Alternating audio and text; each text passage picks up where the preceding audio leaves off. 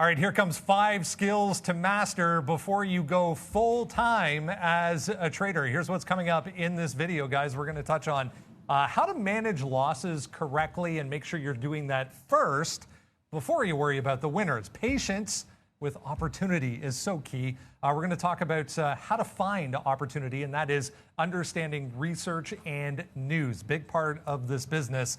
Record keeping, so key as well. Accurate record keeping, and stick around for number 5 because Sean's got a great one coming up for number 5. Let's go into it, guys. Here comes Neil with the first one. You better believe it. Stick around. Sean does have a great one. You can see him making the face there. But all of these are important. And before you go into, paper trading, and then you go into part-time trading, and then deciding to make it your living, like these are very, very important steps. And look, you want to make sure you manage losses. And that's the first thing first. I'm going to show you an example, which is, in my style of trading, an important one, and what it actually means to manage losses before holding wins bigger. So one of the things I look for as a counter trend trader is I'm looking for shorting pops in small cap stocks that are overextended as a strategy. And the key thing is if you're not managing losses, you can get burned. Once a stock halts this Lex, I'm looking for an entry on a reopen that fails off of a key level. In this particular case, I want to show you where I made a mistake. My level was 11. I get overzealous and get in early right here, and then I take a hit. And it doesn't seem like a massive one because it's only a 40 or 50 cents, right? But then I want to show you what actually happens when I get in at that $11 range. When I get in off of 11 the second time, we take a small hit. We get back in at 70 with 30 or 40 cent risk. And then if you only get a small move, it's 1-to-1. Right? So it's all about the risk to reward here. And you want to make sure that a mistake that I used to make probably half the time when I started this strategy out, I'll take 1, 2, 3, 4 different times. And now it's like, okay, at worst, it's like at best, it's like 1 in 10. Sometimes it's 1 out of every 3 where I'm getting that overzealous nature there, guys. So I'm controlling those losses so that if I'm going counter trend, I'm upping my percentage of wins. I'm keeping tight stops in this particular situation. Until I can master that, forget about how much you can hold it. It doesn't matter. I want to make sure I'm managing those out first. And once you can do that, here's the progression. You're able to get the second time in, better time through, I actually get a nice little winner here.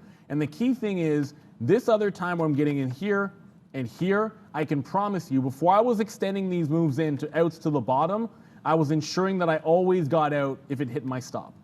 Because you're not going to have the confidence to hold past this level, unless you know, guys, unless you know that you're absolutely right and you're going to be able to take a minimal hit to that downside, guys. Because you're not going to have this trade counter trend if you've been blown out 2-3 times in a row. And the reality is, even though I'm showing you a trade here where it goes 10.60 and turns around, it goes 11 and then turns around, it easily could do the absolute opposite, where it only goes up, and then the perfect trade is here on an upward trend, in which you're blown out 3 or 4 times before you finally hit the home run. So if you can maintain the paper cuts in a strategy like this, then you can expand it to holding back, to catching the big winner.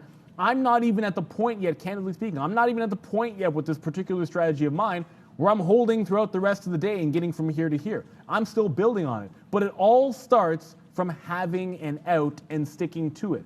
Once you have the ability to control that loss, get consistent with a positive strategy, even if it happens to be counter trend, then you can start thinking about holding on to it longer. It's an evolution for me from getting in and out in the first couple of seconds to holding it into VWAP to now trying to hold a quarter where I want to catch some of these bottoms or hold it all day long. But everything starts with managing losses. If you cannot successfully manage your losses, so that I can be wrong 2 or 3 times before I'm stopped out in a day, 4 or 5 times before I'm stopped out in a day. If you're not at that point yet, then you're not at the point that you want to be a full-time trader. That is the reality. I've only known one trader in my career, Sean, you know who I'm talking about, who was able to be wrong for everything when he was wrong and somehow managed to have a career out of it. Usually it's a fatal flaw. You have to be able to take paper cuts when you're wrong and stick to those outs. From there, anything is possible.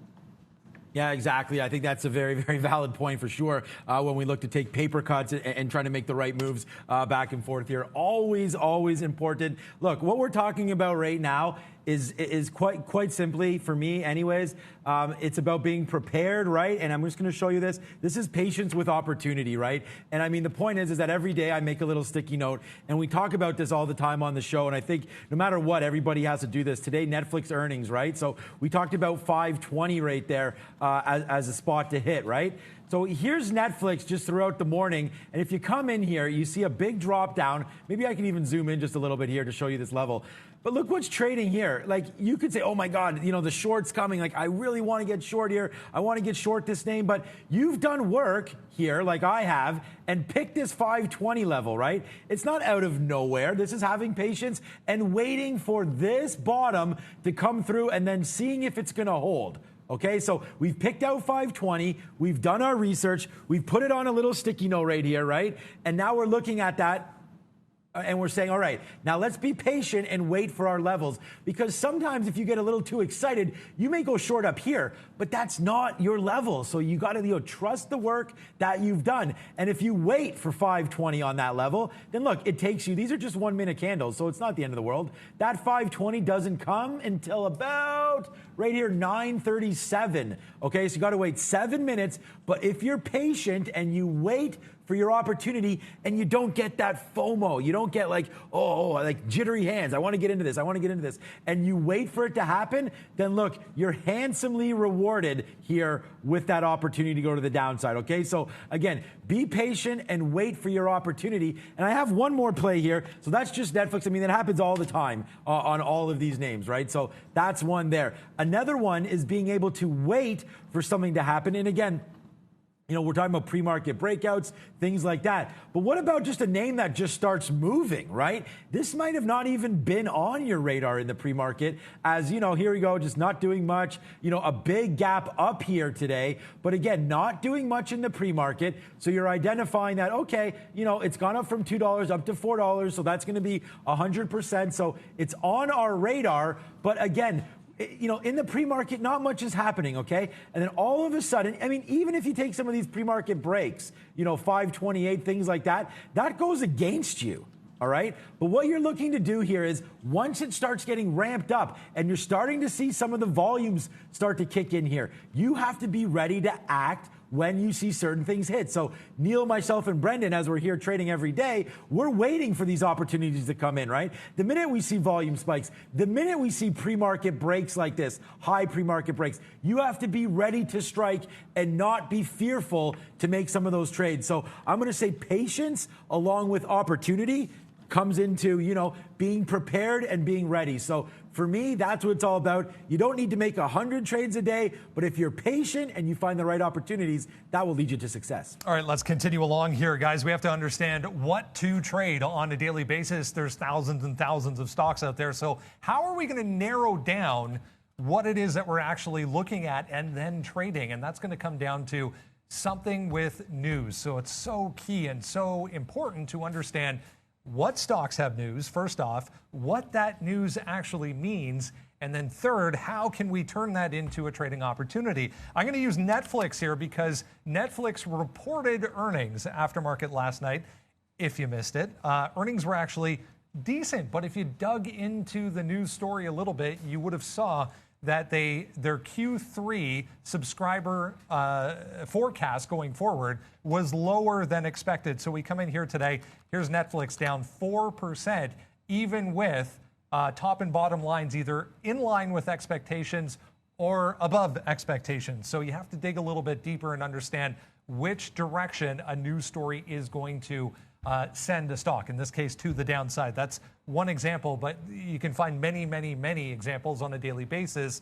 The key is that's how you're going to narrow things down to make sure you're looking at not only stocks that are moving, but have a better understanding of which direction they should be moving. There's two more to go here. We want to talk about record keeping because it's so important. Neil's going to discuss why keeping accurate records matters. Neil. 100%. And I'm going to keep it as simple as possible with this.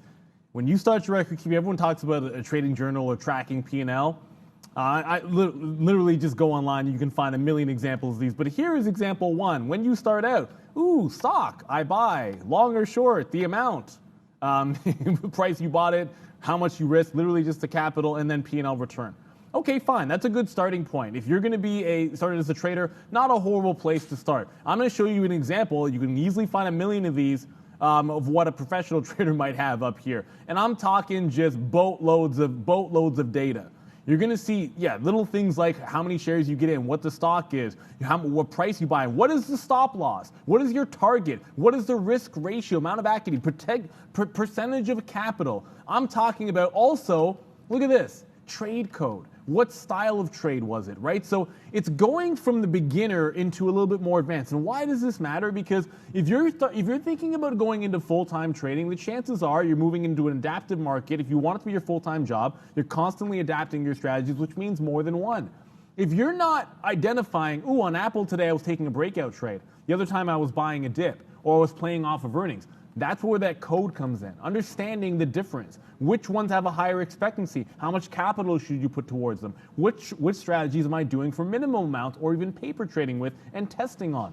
Those are all things that you have to account for in your record keeping. So if you're just doing the first example where it's like I bought this and sold it, that's a good place to start.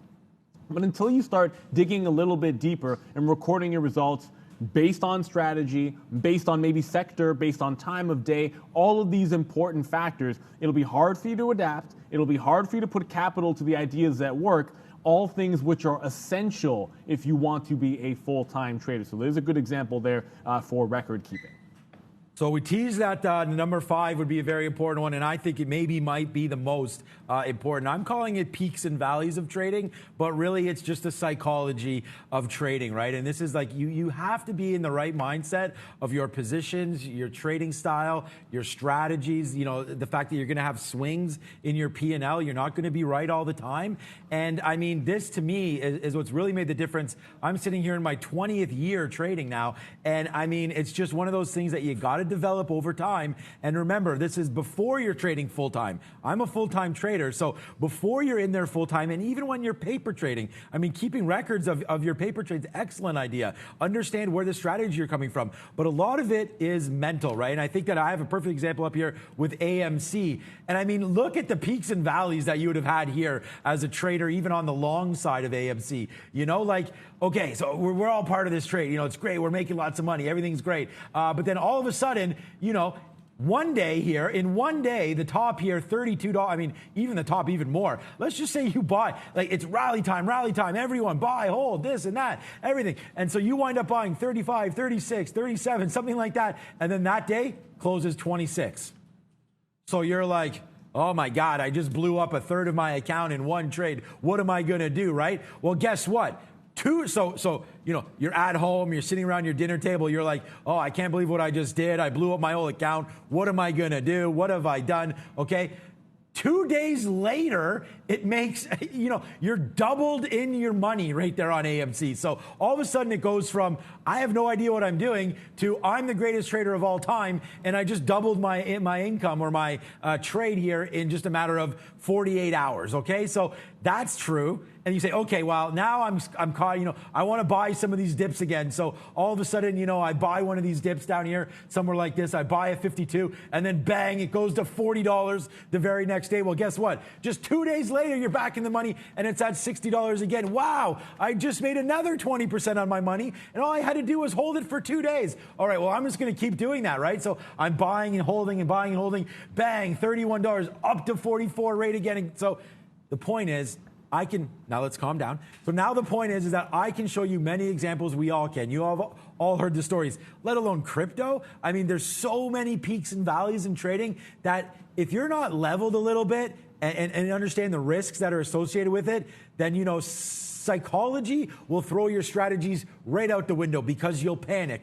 You'll have FOMO. You'll panic buy. You'll panic sell. I think number 5 right here, Brendan, is if not one of the more important, definitely, up there for a top 5 habit that you need to develop here as a beginning trader. We promised the best would be last, and it was indeed. Absolutely, psychology is going to matter, guys. You have to understand it's not always going to be rainbows and sunshine and fireworks. There's going to be down days, and you have to be able to come back the next day and do the same thing over again. There we go. 5 things, 5 skills to master before you go full-time as a trader. Here's Valeria. Hey guys, thank you for sharing these trading skills. Dear viewers, please subscribe to this channel to see more great videos.